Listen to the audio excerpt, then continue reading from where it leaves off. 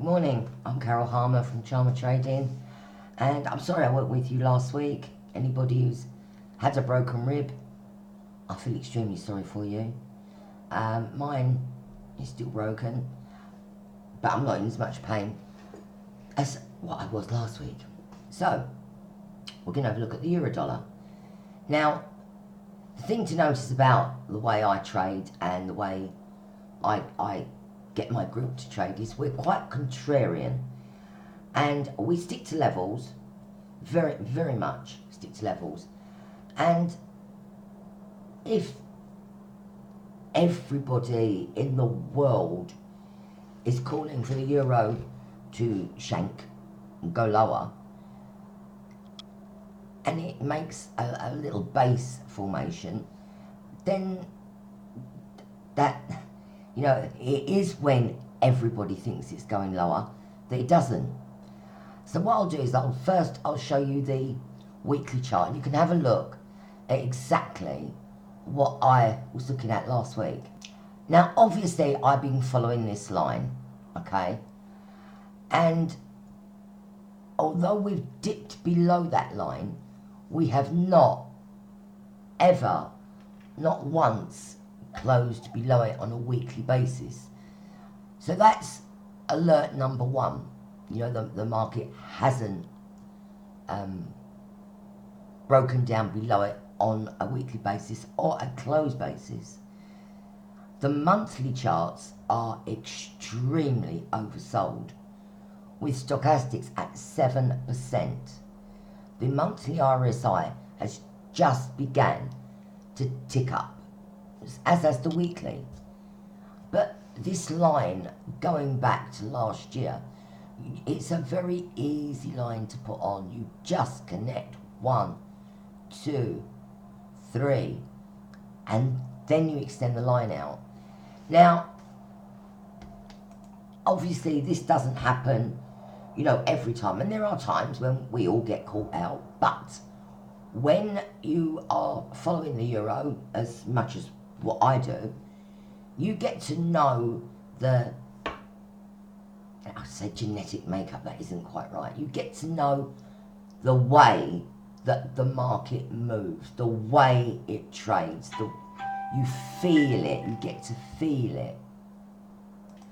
Now, obviously, not everybody can feel a market, and but if you try to listen to what it's telling you, you can see what markets tell you, that the charts do, in actual fact, talk to you. And every time it got below 109, it was quickly brought back up. Now that showed me that under the market there were buyers like myself, and they didn't want it to go much lower. So I'm of the opinion is what can't go down has to go up. But let's take a look at the daily chart, because that's obviously another key chart that we look at. Now you can see I've taken the fib level from here to here. So we have already hit basically the first fib level, and that comes in at 110.04. We have already hit that. We've went to, as you can see here, 1099, and the day previously 1009, same thing, 1099. So you've got this here. Now you've got the adapted moving average coming in at the 21 day, again all around this 110 area.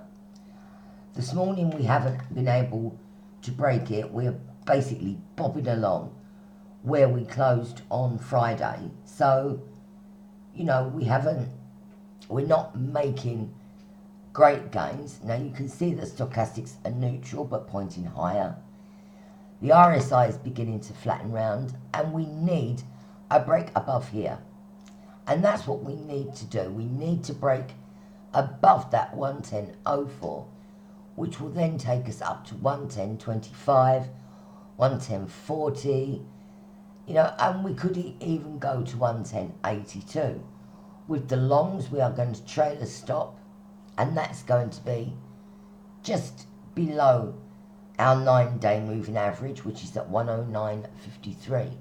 So that's what we're going to do with that. We're going to trail stops, and we're going to keep our long position. Now, depending on what the market does on the open, I think to cover half of the position up at that 110 area is, I think that's pretty prudent. You know, you can always go back in. What I like to do is bank half and then run it. You know, run the rest of the position.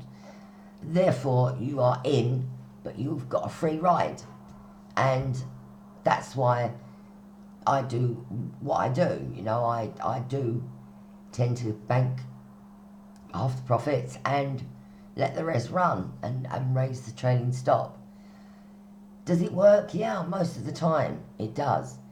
But you can see where the other day you couldn't find a buyer in the euro. Everybody, but every piece of news that's coming out, Euro's going to 106, 105, 103. It was mind-boggling, and you had to just sit there, hold your nerve, and go, that's fine. Well, unless it goes below there, it's not going down.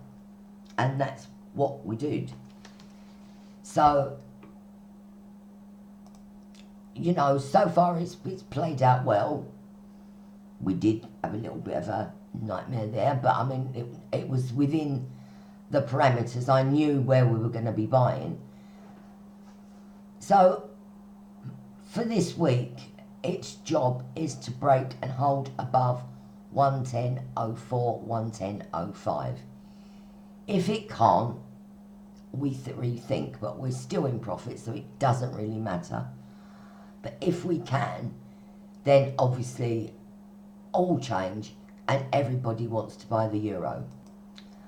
I hope I've cut this short this week because I still have a broken rib, so it's quite difficult to breathe.